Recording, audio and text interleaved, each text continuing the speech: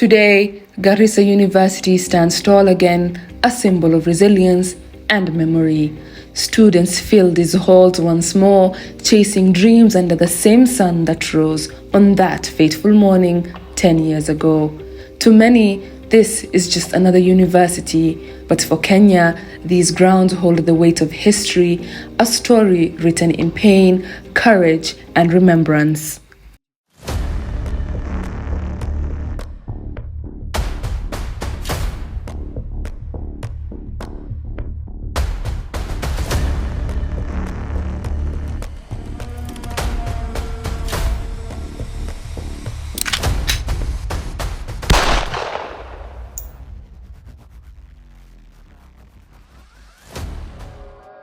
At dawn, Garissa University stirred awake.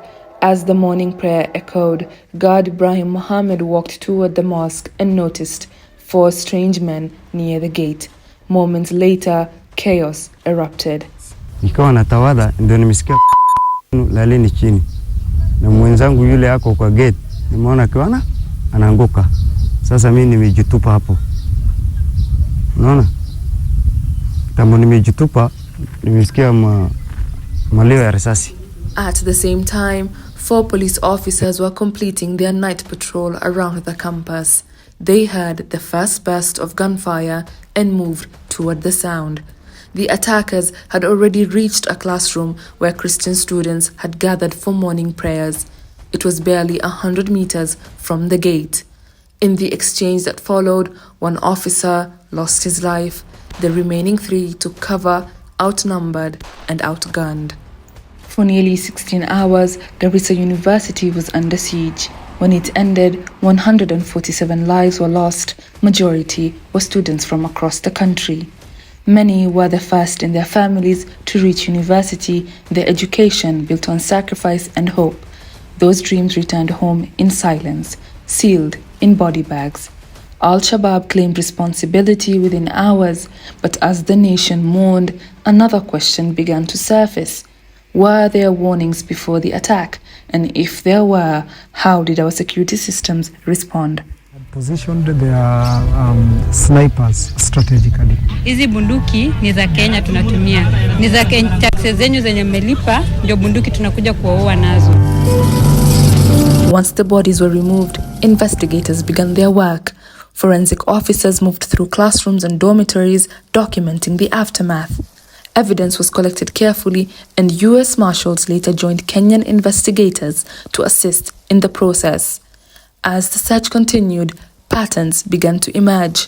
The attackers appeared to know the university well, and their movements suggested planning, not chance.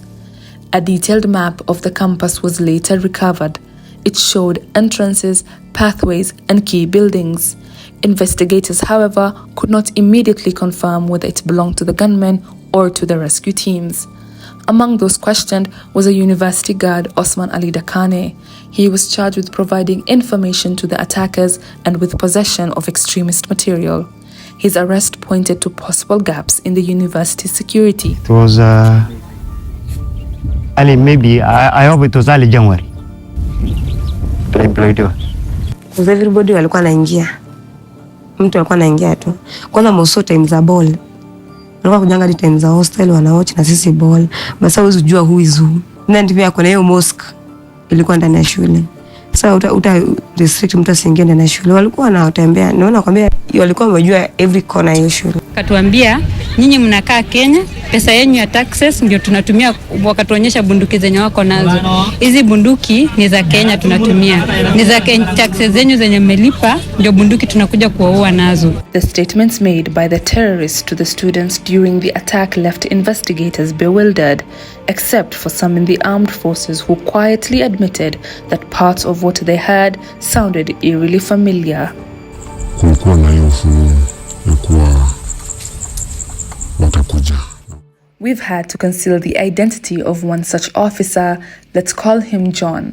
He was among the officers deployed to Garissa and was in contact with Jacinta as the attack began.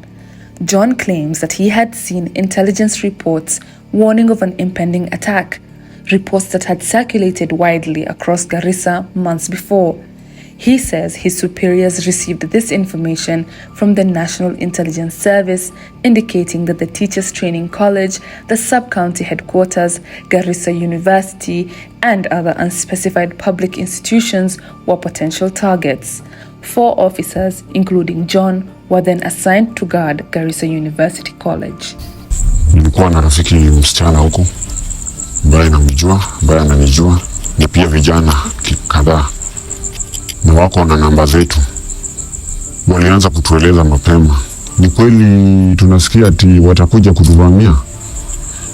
Tukasema hamwezi vamiwa, lakini kama mmesikia hivyo, wacha tufikishe ripoti. Another officer stationed in Garissa, who declined to be named as he is not authorized to speak to the media, corroborates this account. He says that on the 28th of March, a text message was circulated to all security heads, information that was later forwarded to him and his colleagues. It reads, "Evening security members, CC tells me there are arrangements by enemies to attack vital installations such as the Garissa University, the Teachers Training College, and other areas within Garissa town. They are coming from Fafi through Warable. Act now by sealing all routes and remain alert." Similar messages, according to students' accounts, had also been shared within the university community. Taken together, John's statement, the text message from the security officer, the attacker's own movements, and the map recovered from the scene after April 2nd, a clear narrative began to emerge. There had been prior intelligence warning specifically of an attack on Garissa University.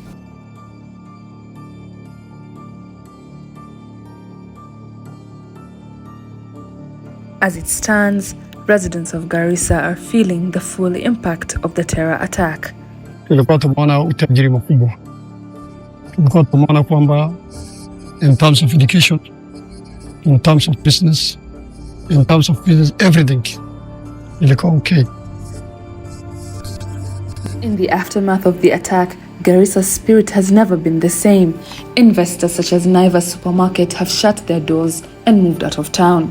What was once a thriving commercial hub has been reduced to a handful of operating hours each day. A town now silenced by fear, its residents still crying foul over the long-standing curfew that restricts even the simplest parts of daily life. In the days that followed, local leaders and President Uhuru Kenyatta publicly condemned the attack, promising justice and stronger security measures. On behalf of my government, I extend condolences to the families of those who have perished in this attack. We continue to pray for the quick recovery of the injured and the safe rescue of those still being held hostage.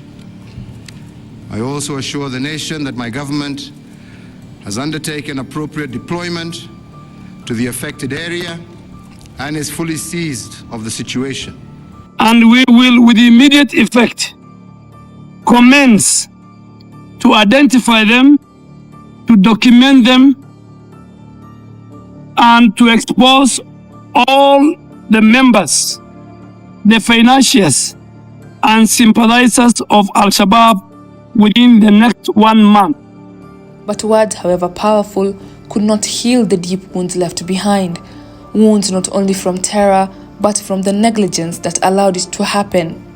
A decade later, Garissa still stands, scarred but unbroken, its people carrying memories of those they've lost and questions that remain unanswered. The story of April 2nd is not just about what happened that fateful morning, it's about what could have been prevented. It is a reminder that behind every number, every name, and every silence, there is a life, and a nation still learning to listen before it's too late.